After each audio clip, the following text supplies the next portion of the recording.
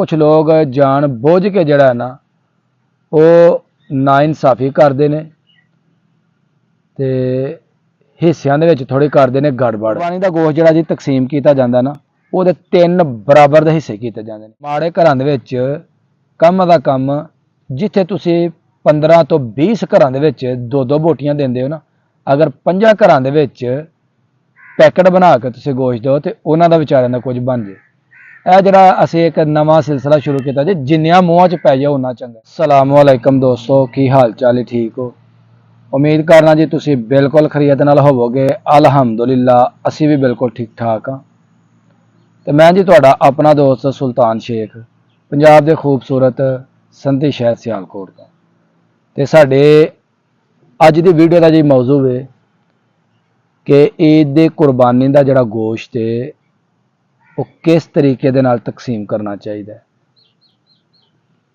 माशाअल्लाह सारे मुसलमानों नूं जिहड़ा ना इस तकसीम का हिस्सियां का अच्छी तरह इलम है, लेकिन कुछ लोग जान बुझ के जिहड़ा ना वो नाइंसाफी करते हैं ते हिस्सियां दे विच थोड़ी करते हैं गड़बड़। तो उन्हां लोगों वास्ते जी एक खसूसी वीडियो है। तो वीडियो शुरू करने तो पहला जी एक काम कर लो, जो दोस्त चैनल पर नए ने जल्दी जल्दी चैनल में सबसक्राइब करो। तो असी करने जी अपनी वीडियो स्टार्ट।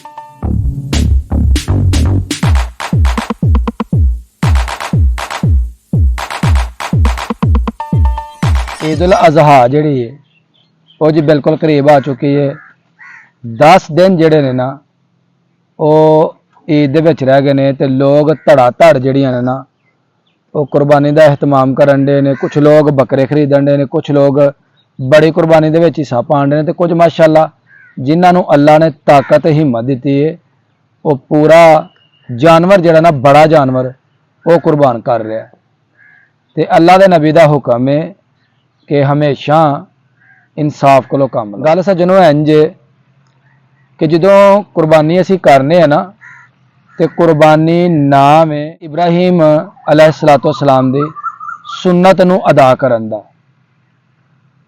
ते अगर असी कुर्बानी करने अल्लाह की रजा वास्ते तो फिर तो माशाअल्लाह जी क्या ही बातां ने। खुशकिस्मत ने वो लोग जिहड़े कुर्बानी करते हैं, इंसाफ दे नाल उहदा गोश्त तकसीम करते हैं।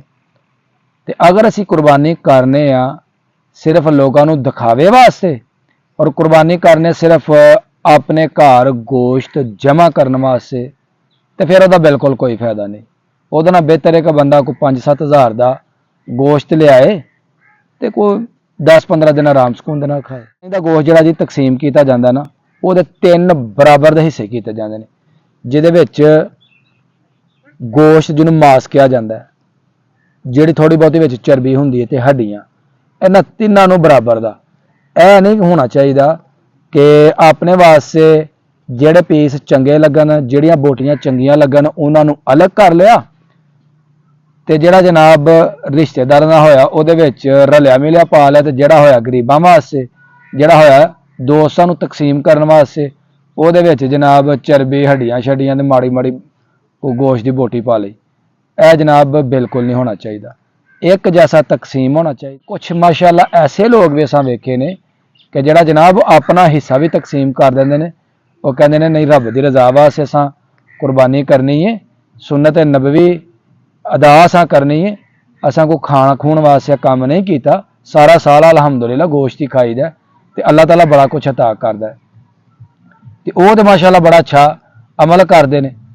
लेकिन जिहड़े लोग जनाब तकसीम करदे होया वेड़े महल्ले दे विच इर्द गिर्द लोगों वास्ते जनाब एक हड्डी ते एक बोटी ते एक चर्बी, यह गल ठीक नहीं। और बहुतियां घरां दे विच ना गोश्त वंडो। माड़े घरां दे विच कम दा कम जिथे तुसी 15 तो 20 घरां दे विच 2-2 बोटियां देंदे हो ना, अगर 5 घरां दे विच पैकेट बना के तुसी गोश्त दो तो उन्हां दा विचारिਆਂ दा कुछ बन जाए। यह जरा असी एक नवा सिलसिला शुरू किया जी, जिन्नियां मूँह च पै जाए उन्ना चंगा।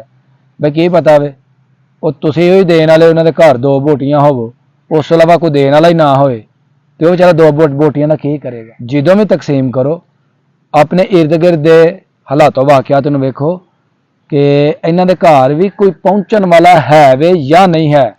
ਅਗਰ ਨਹੀਂ ਹੈ ਤੇ ਉਹ ਵਿਚਾਰੇ ਮਾਯੂਸ ਨਾ ਹੋਣ, ਪਰੇਸ਼ਾਨ ਨਾ ਹੋਣ ਕਿ ਪਤਾ ਨਹੀਂ ਲੋਕ ਸਾਡੇ ਘਰ ਕਿਉਂ ਨਹੀਂ ਗੋਸ਼ਤ ਭੇਜਦੇ, ਲੋਕ ਸਾਡਾ ਖਿਆਲ ਕਿਉਂ ਨਹੀਂ ਰੱਖਦੇ। ਤੇ ਹਮੇਸ਼ਾ ਇਨਸਾਫ ਕੋ ਕੰਮ ਲਵੋ, ਮਾੜੇ ਲੋਕਾਂ ਨੂੰ ਮੱਦੇਨਜ਼ਰ ਰੱਖੋ। ਤੇ ਇਹ ਨਹੀਂ ਹੋਣਾ ਚਾਹੀਦਾ ਕਿ ਜਨਾਬ ਆਪਣੇ ਵਾਸਤੇ ਰਾਣ ਪੁੱਠ ਤੇ ਚੰਗੇ ਚੰਗੇ ਹਿੱਸੇ ਰੱਖ ਲਏ ਤੇ ਜਿਹੜੇ ਮਾੜੇ ਮਾੜੇ ਹਿੱਸੇ ਨੇ ਜਿਨ੍ਹਾਂ ਤੇ ਕੋਈ ਗੋਸ਼ਤ ਨਹੀਂ ਚੜਿਆ ਹੁੰਦਾ ਉਹ ਅਸੀਂ ਜਨਾਬ ਰਿਸ਼ਤੇਦਾਰਾਂ ਵਾਸਤੇ ਤੇ ਉਹ ਜਨਾਬ ਅਸੀਂ ਵਿਹੜੇ ਮਹੱਲੇ ਵਾਸਤੇ ਰੱਖ ਲਈਏ। ਇਹ ਬਿਲਕੁਲ ਗਲਤ ਹੈ। ਹਮੇਸ਼ਾ ਅਦਲ ਔਰ ਇਨਸਾਫ ਕੋ ਕੰਮ ਲੈਣਾ ਚਾਹੀਦਾ। ਉਮੀਦ ਕਰਾਂਗਾ ਜੀ ਤੁਹਾਨੂੰ ਅੱਜ ਦਾ ਮੇਰਾ ਮੈਸੇਜ ਜਿਹੜਾ ਨਾ ਉਹ ਚੰਗਾ ਲੱਗਾ ਹੋਏਗਾ। ਅਗਰ ਵੀਡੀਓ ਲੱਗਿਆ ਚੰਗੀ ਤੇ ਵੀਡੀਓ ਨੂੰ ਇੱਕ ਲਾਈਕ ਕਰ ਦੇਣਾ ਤੇ ਵੀਡੀਓ ਨੂੰ ਜ਼ਿਆਦਾ ਤੋਂ ਜ਼ਿਆਦਾ ਸ਼ੇਅਰ ਕਰਨਾ ਤੇ ਜਿਹੜੇ ਦੋਸਤ ਮੇਰੇ ਚੈਨਲ ਤੇ ਨਏ ਨੇ ਉਹ ਜਲਦੀ ਜਲਦੀ ਮੇਰੇ ਚੈਨਲ ਨੂੰ ਸਬਸਕ੍ਰਾਈਬ ਕਰ ਦਿਓ ਤਾਂ ਕਿ ਆਉਣ ਵਾਲੀ ਵੀਡੀਓ ਦਾ ਨੋਟੀਫਿਕੇਸ਼ਨ ਤੁਹਾਨੂੰ बर वक्त मिलता रहे। ਮੈਨੂੰ ਦਿਓ इजाजत, हमेशा खुश रहो, आबाद रहो। अल्लाह हाफिज।